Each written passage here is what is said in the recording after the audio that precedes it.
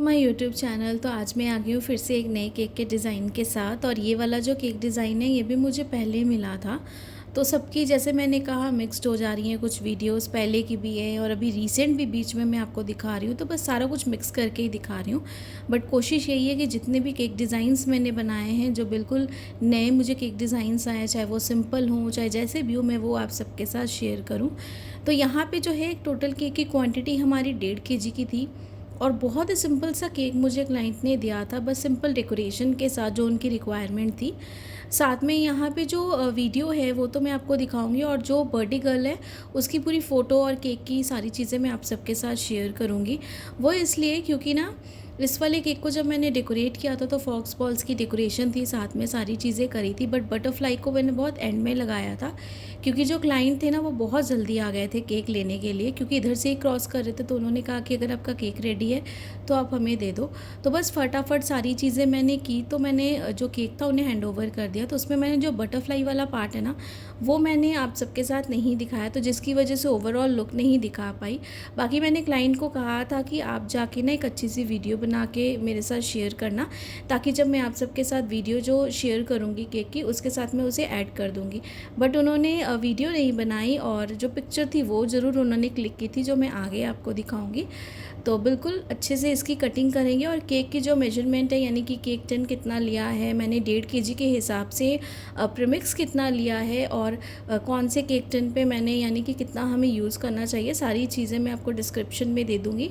आप वहाँ से जाके इसे चेकआउट कर लीजिएगा। बाकी आपके जो भी डाउट्स होते हैं, जैसे आप हमेशा कमेंट सेक्शन में पूछते हो, बिल्कुल आप पूछ सकते हो। और जैसे मैं फ्री रहूँगी आप सबके कमेंट्स का रिप्लाई भी करूँगी। और जैसे कि कल वाली वीडियो पे भी कमेंट आया था कि मैं कौन सा प्रीमिक्स यूज़ करती हूँ और कौन सा बेस्ट रहता है, तो अभी जो मेरा बेस्ट चल रहा है करंट, वो है मेरा प्रिस्टीन का और साथ में गुडरिच का। गुडरिच का जो प्राइस है ना वो रीज़नेबल है, तो इसीलिए वो सारे आप एफ़र्ट कर सकते हो। और मैं हमेशा कहती हूँ कि किसी भी एक प्रीमिक्स पे ना आप अपना स्टिक मत रहा करो, थोड़े चेंजेस रखा करो और चेंज कर के प्रोडक्ट भी यूज़ किया करो। इससे आपको प्रोडक्ट नॉलेज भी होगी, साथ में आपको प्राइसिंग का भी पता चलेगा, टेस्ट का पता चलेगा, क्लाइंट को कौन सा पसंद है। और मार्केट में हर तरह के जो प्रोडक्ट्स हैं ना उन्हें आप यूज़ करने के लिए बिल्कुल रेडी रहोगे। कभी भी अगर आपको नया प्रोडक्ट यूज़ करना पड़ा तो आपको अनकंफर्टेबल फील नहीं होगा, क्योंकि ऐसा होता है ना, मान लो आप 2-3 साल तक सेम प्रोडक्ट यूज़ कर रहे हो, जैसे कि मान लो ट्रोपोलाइट आपने यूज़ करा है, 3 साल तक आपने वही यूज़ किया है, और अचानक अगर वो आपको ना मिले, आउट ऑफ स्टॉक हो जाए या फिर कुछ भी रीज़न हो सकता है, तो आप अगर उसके बिहाफ में क्या करोगे, कोई और प्रोडक्ट ख़रीदोगे ना, और मान लो थोड़ा बहुत 19-20 का उसमें फ़र्क हुआ या कुछ भी हो सकता है, तो आपको थोड़ा सा एडजस्टमेंट में दिक्कत हो जाएगी प्रीमिक्स के साथ, कि क्लाइंट को पसंद आएगा या नहीं आएगा, फीडबैक कैसा है कैसा नहीं है, कैसे हैंडल करो इस प्रीमिक्स को, इसमें टेस्ट कैसा रहेगा, इसमें शुगर सिर्फ ज़्यादा लगाऊं या कम लगाऊं, या फिर अवॉइड करूं, कितना टेम्परेचर रखूं। तो बहुत सारी चीज़ें हो जाती है, क्योंकि ना हर एक प्रीमिक्स का जो अलग अलग टेक्सचर होता है हर एक ब्रांड के हिसाब से। तो क्या होता है ना, कुछ कुछ प्रीमिक्स ऐसे होते हैं ना जो बहुत ज़्यादा अच्छे से फूलते हैं, राइज़ होते हैं, फ्लफ़ी होते हैं, और कुछ प्रीमिक्स ऐसे होते हैं ना जो एकदम सॉफ्ट तो रहते ही हैं अंदर से, लेकिन वो बहुत ज़्यादा फूलते नहीं हैं। तो ये सारी चीज़ें भी बहुत फ़र्क पड़ता है। जैसे कि मैंने आपको कल भी वीडियो जो शेयर करी थी उसमें मैंने एक चीज़ शेयर की थी कि जब मैं ट्रॉपिकल क्रीम यूज़ करती थी ना तो बहुत सालों तक मैंने यूज़ की है, लेकिन उसका वॉल्यूम उतना नहीं था। लेकिन जब अचानक मैंने एक दिन ट्रोपोलाइट क्रीम को यूज़ किया तो मैंने देखा कि उसका वॉल्यूम कुछ ज़्यादा है ट्रॉपिकल क्रीम से। दोनों का टेस्ट सेम है, सारी चीज़ें बहुत अच्छी हैं, लेकिन एज़ अ वॉल्यूम वाइज वो थोड़ा सा मुझे ज़्यादा लगा, जबकि क्वांटिटी में दोनों 1 kg है।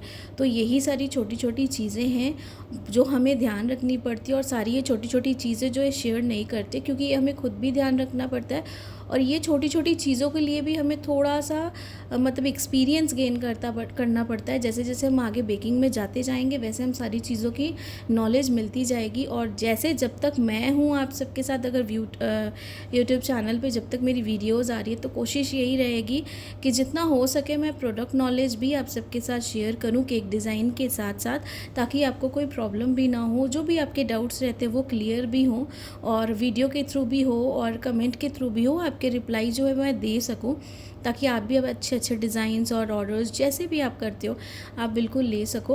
और साथ में फिनिशिंग, जैसे कि इसका भी कमेंट आया था और मैंने रिप्लाई भी करा था कि फ़िनिशिंग ना आपको आस्ते आस्ते ही आएगी, जितने केक्स बनाओगे वैसे ही फिनिशिंग आएगी। और अगर अभी कभी फ्री टाइम होता है, अगर आपको कभी लगता है कि वेस्ट हो, कोई दिक्कत नहीं है, पर हमें फिनिशिंग करनी है, तो आप अच्छे से बिल्कुल कोई भी छोटा केक बना लो। छोटा केक नहीं बनाना है तो जैसे अभी आजकल प्रैंक केक चले थे ना, कि केक बोर्ड के ऊपर हम जो केक टिन है वो लगा देते थे, फिक्स कर देते थे और उसके ऊपर हम क्रीम लगाते थे, तो वैसे करके भी आप केक स्पॉन्ज आपका वेस्ट ना हो, सिर्फ क्रीम वेस्ट हो थोड़ी बहुत, जो भी है बाद में आप उसे यूज़ कर सकते हो अपने पर्सनल के लिए, पर ज़्यादा मतलब देर तक नहीं रखना है आपको।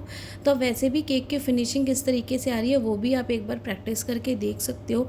फ्लावर्स घर में जो क्रीम होती है उसके साथ बना के वो देख सकते हो। तो इस तरीके से ना सारी चीज़ें आप घर पे जैसे प्रैक्टिस करोगे वैसे ही आपको आएंगे। और अगर बहुत ज़्यादा अच्छी फिनिशिंग नहीं होती है आपके केक की, तो क्वांटिटी का पूरा ध्यान रखो। और साथ में क्या है ना, केक के जो प्राइसेस है ना उसे थोड़ा सा रीज़नेबल रख दो। जब आपकी फिनिशिंग बहुत अच्छी आ जाए और जब आपको ऑर्डर्स बहुत ज़्यादा आने लगे ना, और एक ट्रस्ट बन जाए आपके कस्टमर का आपके ऊपर, तब आप आस्ते आस्ते जो है ना अपने प्राइजेस को इंक्रीज़ करो।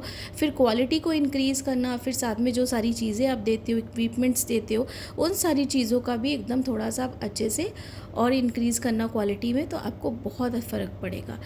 तो यहाँ पे ना मैंने जो जैसे बॉटम लेयर की सारी चीज़ें की, आइसिंग, फ्रॉस्टिंग, सारी चीज़ें, वैसे हम टॉप सरफेस की करेंगे। यहाँ पे हम वाइट और पिंकिश कलर का थोड़ा सा इफेक्ट दे रहे हैं, जिसके लिए मैंने डायरेक्ट कलर को ही अप्लाई किया था। तो यहाँ पे दूसरे वाले बोर्ड पे मैंने शिफ्ट कर दिया जो बॉटम सरफेस थी उसे केक बोर्ड के साथ ही, और ऊपर से टॉप सरफेस को इस तरीके से हम इसके ऊपर भी शिफ्ट कर देंगे।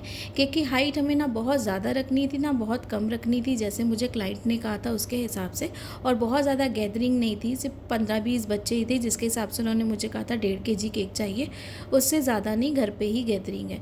तो सारी चीज़ें यहाँ पर हमने इस तरीके से की और केक के ऊपर बहुत अच्छे से केक को हमने शिफ्ट कर दिया, जिस तरीके से आपने देखा। बस यहाँ पर फॉक्स बॉल्स में लगाऊंगी जो कलर के मुझे लगाने हैं। साथ में कुछ नॉन एडिबल बटरफ्लाइज़ हैं जो इस केक में मैंने ऐड किए हैं, जो आगे भी आपको मैं दिखाऊंगी। और ये सेल्फ पिकअप केक था, तो इसका प्राइस भी मैं आपको आगे बता दूंगी कि इस पिक का प्राइस मैंने कितना लिया था। तो ये है इस केक की लुक जो मैंने आपको दिखाई है। बस बटरफ्लाइज़ में मैंने नहीं लगाई थी, वो लास्ट मोमेंट में लगाई तो कैप्चर नहीं कर पाई। और इस केक का जो प्राइस था पूरा जो डेकोरेशन सारी चीज़ों के साथ मैंने 1200 लिया था। अब अपनी जगह के हिसाब से ज़्यादा कम जैसा चार्ज कर सकते हो। बाकी आई होप कि आज की केक वीडियो आप सबको पसंद आई होगी तो लाइक, सब्सक्राइब, शेयर ज़रूर करिएगा। Thanks for watching.